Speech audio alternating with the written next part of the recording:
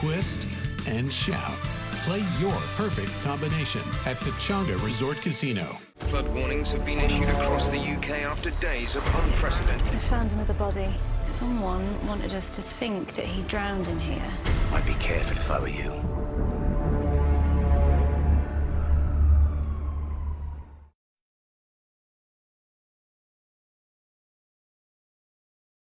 Tonight, we're hearing from the survivor and a friend of the victim attacked in the Venice canals. Plus, a deadly accident in Pomona. A little girl killed, her sister badly injured. The vigil tonight as family copes with such a tragic loss.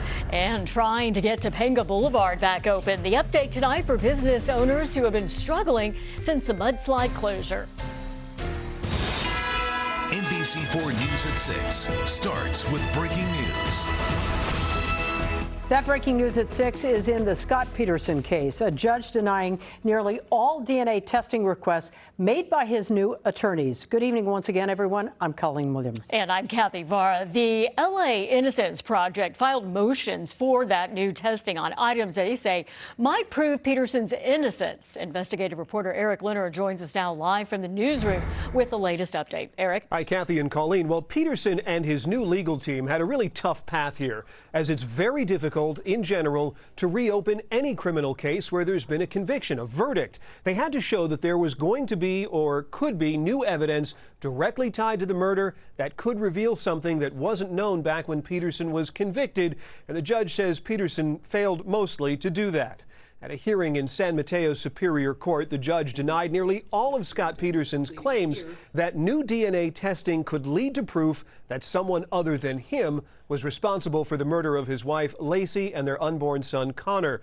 The judge found Peterson and his attorneys failed to show items linked to a burned van found around the time of the murder had any connection at all to Lacey's disappearance and death, that they failed to show that some other items that may have been taken from a home nearby had a connection to the murder, or that debris found in the water at the time Lacey's decomposed remains were pulled from San Francisco Bay had a connection to her death. The judge agreed, however, to allow more modern DNA testing on one piece of duct tape that was found on Lacey Peterson's pants when her remains were found and appeared to have some human tissue stuck in a fold of the tape. According to court filings, when DNA testing was done at the time of the trial, criminalists were unable to develop a genetic profile, but now much more sensitive techniques could produce a different result.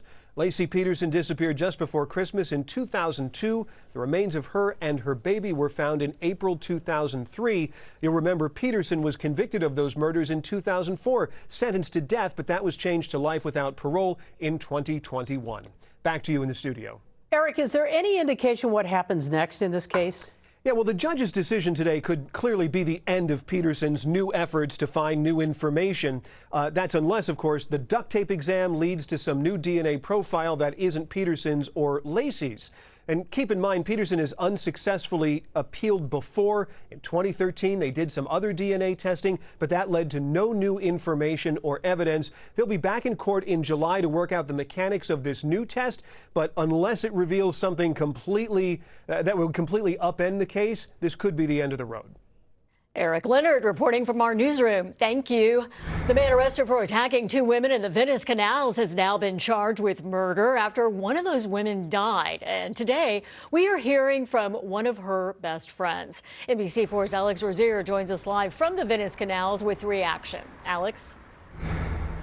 Her best friend said that murder charge is appropriate because she knows Sarah Alden had so much life to live. She was a devoted mom, a woman who loved her new life here in Venice. For me, it will. As we walked along the Venice canals, Cynthia King told me about her best friend, Sarah Alden. She's beautiful, very bright red hair and perfect alabaster skin. True friend to the end, really there for you, a girl's girl. Sarah had a home in Massachusetts, but earlier this year, she signed a lease in Venice. And our dream was always to be here together in the end. And we were finally here. It finally happened.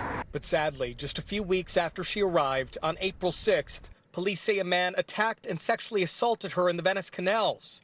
She died earlier this month. It just happened in a flash, in a second. One moment I'm talking to her, she's having a great manicure, and we're talking about brunch the next day and what are we going to do this week, and the next month